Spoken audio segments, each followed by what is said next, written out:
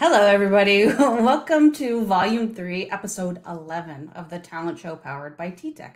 I'm your host today, Jennifer Nelson. We're here every other Thursday at noon Eastern to focus on TTEC's most valuable asset. It's talent. The people who bring the skills, the drive, and the life to TTEC. After all, people are at the heart of the TTEC human experience elevated. That being said, where are you guys from in the world? What's going on? What are you experiencing today? How are you doing? There's a lot going on in the world, and this topic is going to bring all of those things out for today's show.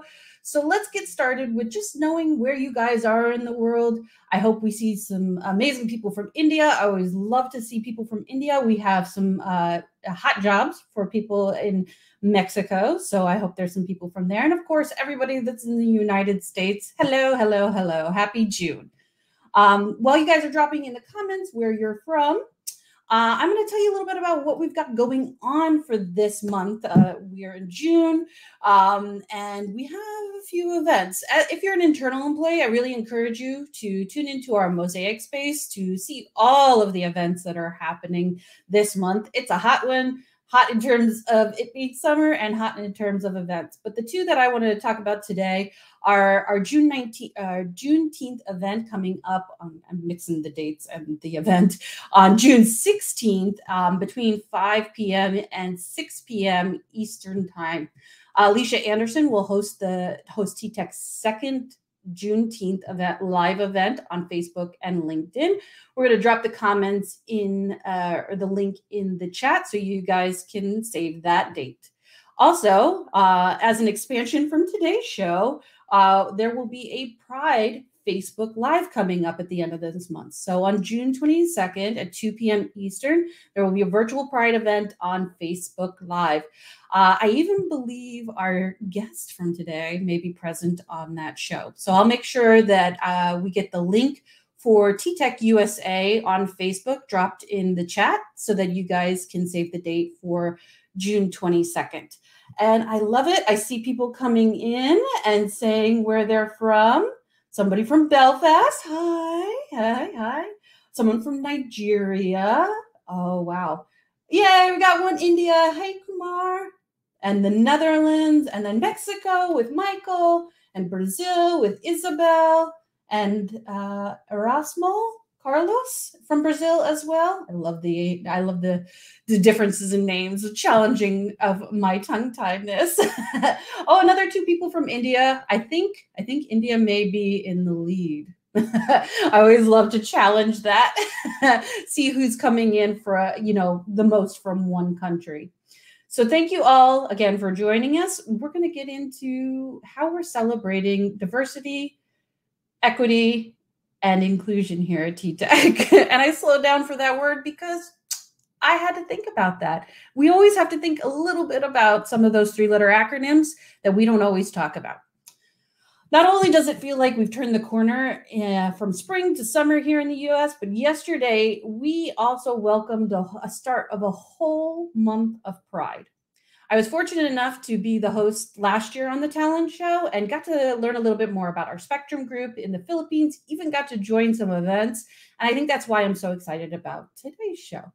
A little information on our guest. His name is Kevin Bedwell. He's living his best life in his dream job as a senior project manager, focused on diversity, equity, and inclusion at TTEC. He's been with TTEC about 7 years, and he's had quite the journey. He's one of my favorite types of guests to have on the show. We recently had Brooke Gideon, who is our military spouse, that worked her way up from associate to her career in management. Kevin's the same. In that 7 years, he went through being an associate, worked a little bit in insurance, worked in some service delivery, even helped launch a client on site in Kansas City. He's really given as much back to TTEC as he's received. And I think his passion for DE&I and his experience with TTEC makes him a real thought leader. So I'm very excited to welcome Kevin on our show today. Well, hi, Jen. Well, hi. thank you so much for being here. I've really enjoyed our behind the scenes chat, and I really am looking forward to having this discussion with you today. Oh my goodness, me too. I gave a very brief introduction, but I know that there's so much more to you. So I just wanted you to open up and share anything to expand on your journey to TTEC or through TTEC. Absolutely. And before we get started, I just wanted to comment on what I love about this show. All of our visitors from other countries, from throughout the world. I mean, it's incredible that we have such a diverse audience, not only within TTEC, but also looking at us from the outside. And I love that we get to talk to a global audience. It's one of my passions in DEI. But to get to your question, kind of about my journey, I've been here for 7 years, and I started off in operations as an agent. I actually was an insurance agent for one of our clients, kind of worked my way up through the ranks. And there was this posting for a job that really piqued my interest from a passion back in college, which was diversity. It's something that I have just been super interested in the way that people interact and get along, not only at work, but outside of work and throughout the world. So I applied for this job, I got it, and I'm loving it. It really is my dream job. Look at him. Succinct, amazing, positive, all about that self-care club. I had to share that of what your shirt actually says. I love that our audience is also unique and diverse. I tease a little bit about which country has the most participants, because I always love seeing where people are from and that we all get to come together.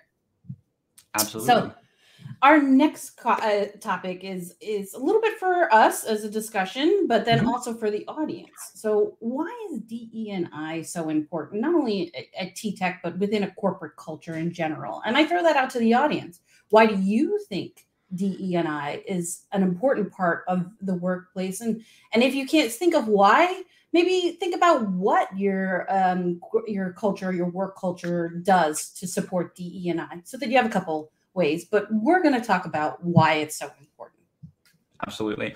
I think that there's kind of two schools of thought here on why is DEI important. And I want to talk about both of them. The first one I'll touch on briefly, which is the business case for diversity, equity, and inclusion. This is really important because we have to understand that diversity, equity, and inclusion actually does give back to our company. It makes us more innovative, more productive.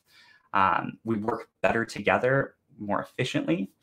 And so creating a culture that is inclusive and fosters that collaboration, that takes work. It takes intentional work and practice, because what we know from looking at the world over the past hundreds of years is that people like to separate themselves, group themselves off, and we have to be intentional about forming connections. So diversity helps us to form those connections at work.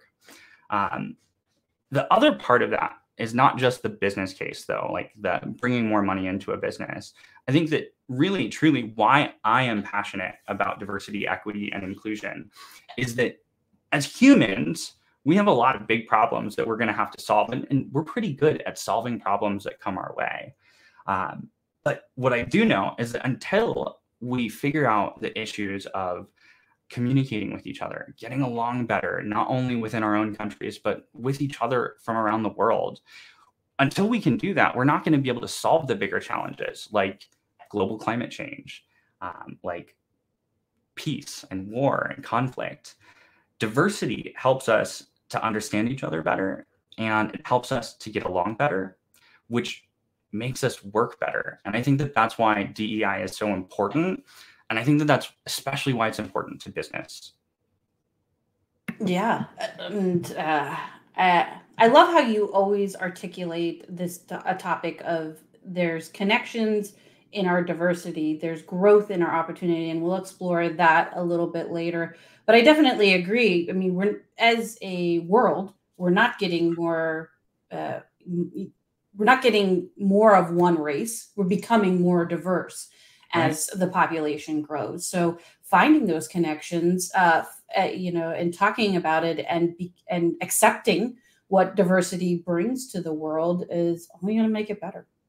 Well, and, just to dive in a little bit further, and I don't mean to get too zeroed in on a topic.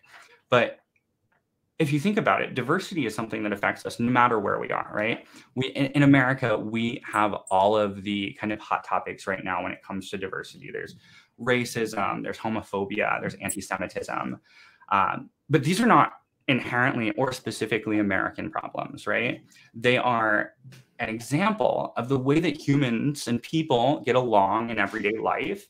And they're also an example of how we group each other, not only like our own in-groups of who we believe are like us, but it helps us to understand, like, why are we labeling certain people in the other category, whether that's based on race or whether that's based on gender or physical appearance. I think that truly this is an issue that is not American, even though there is a pretty big perception out there that diversity causes or diversity initiatives are kind of an American focused initiative or program. And it's really not, because the same ideas that we're using to combat racism in America are the same things that help us talk about what's going on in other parts of the world, like in Brazil or in India. Absolutely. I love that we have this diverse audience. And I think that it's a really cool conversation to have just around diversity when companies really embrace kind of the open discussion and dialogue around how do we make work better and fairer and more open to women, or how do we make it easier to be promoted as a Black person in the US. I think that truly, when we're all thinking about ways to solve these problems or ways to approach them and address them, because there is no one single solution, I think it makes us work better and also helps us kind of realize the future incrementally a lot better. We move better together when we like stay on the same level. Yeah, no, I couldn't imagine a workplace where it was all one person. If it was all males or all females, even in that regard, there is such power in diversity for the workplace. And we don't have to look too far to see it, though, right? I mean, like, look at Mad Men as an example. Yeah. The workplace, the office in America and around the world, it did used to be very homogenized. And that's kind of a great example of how far we've come in advancing diversity, equity, and inclusion. Because it's not the same as it was in the 50s, and every day we get better. Yes, and thank goodness for that. Thank goodness for that. I think we can all agree that DE&I is what makes our organization diverse, culturally rich, and highly competitive in the marketplace, just by our last conversation alone. I mean, again, we have a whole show dedicated to our diverse talent right here. However, can you walk us through what DE&I programs currently exist, and why does the future look even brighter for all of us at TTEC? Absolutely. So kind of to start it off with what DE&I programs exist, I want to talk about kind of the core body for DE&I at TTEC, and that is the Diversity, Equity, and Inclusion Council. This is an advisory body made up of 12 diverse individuals from throughout TTEC, representing different geographies, different business units, and really coming together to help guide the vision and strategy for TTEC to implement our goals. So they've got 3 different focus groups, and that's talent attraction and growth. We have education and awareness. And then finally, we've got strategy and infrastructure. Those 3 groups are the 3 core focuses for DE&I at TTEC. And really, if you break it down, like, that kind of explains it all: how we are attracting and retaining our diverse talent, how we are educating and assisting in the growth of our current talent, and then also how we're building systems to combat racism and systemic issues through our strategy and infrastructure teams. So that's kind of the core body for DEI.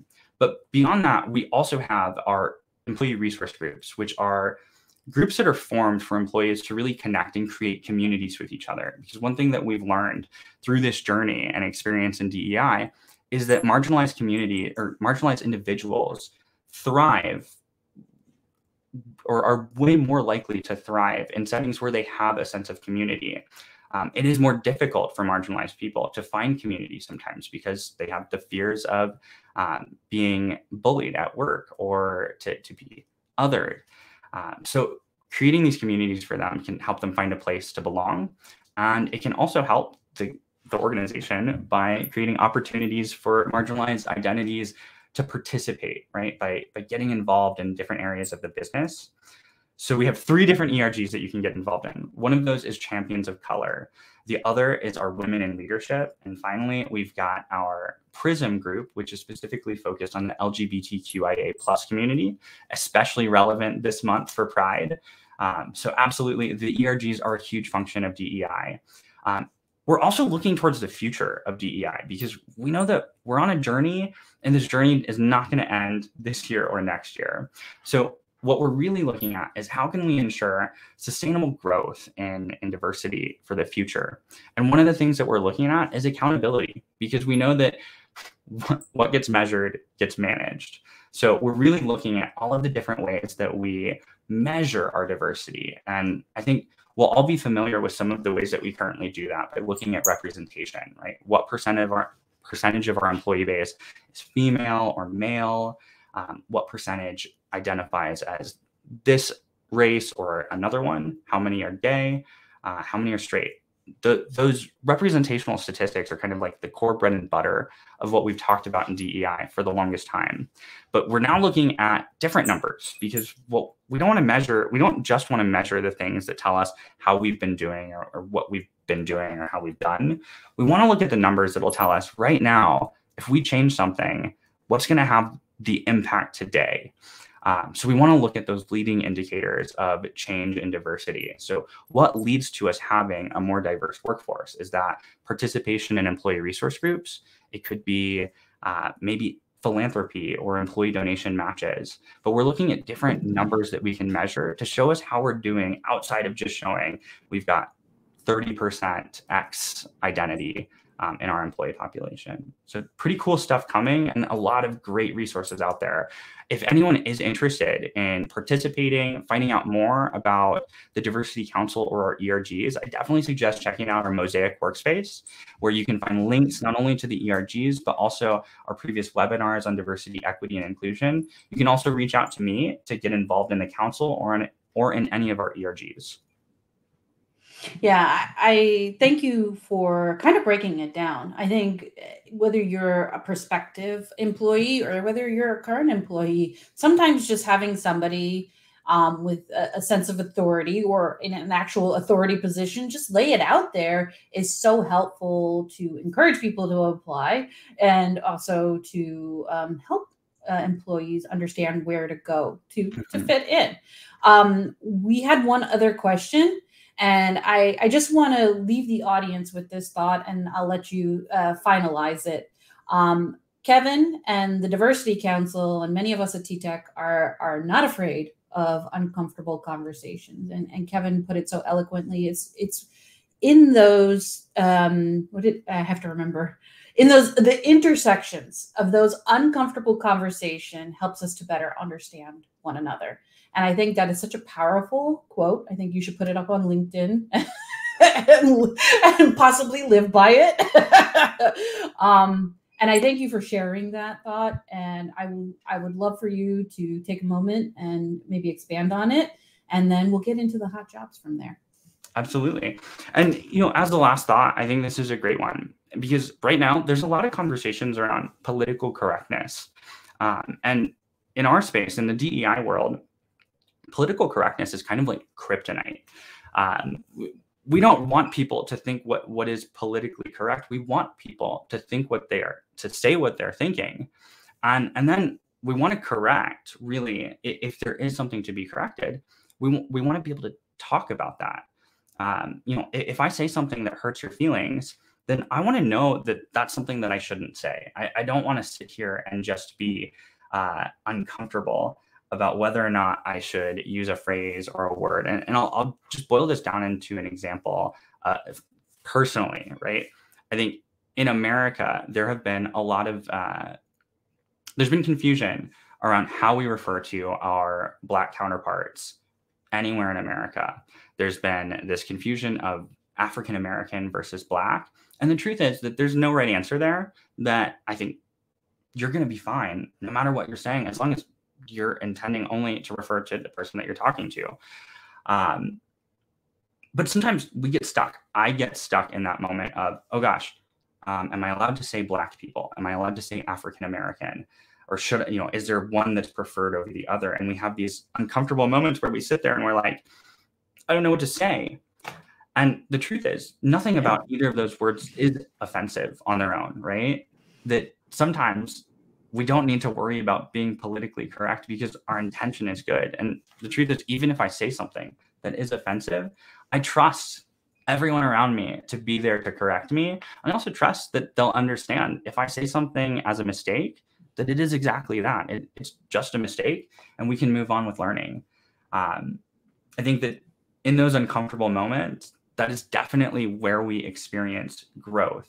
Because when we're challenged, when we get to learn that thing that we said that wasn't right or wasn't comfortable, that's when we get to learn what to do instead.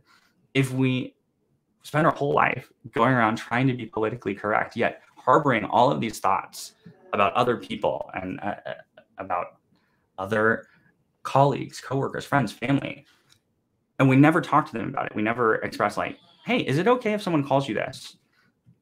We'll never learn the truth or what makes them feel good. And I think that that's why living in the uncomfortable moments is definitely what helps us to experience growth. Yeah.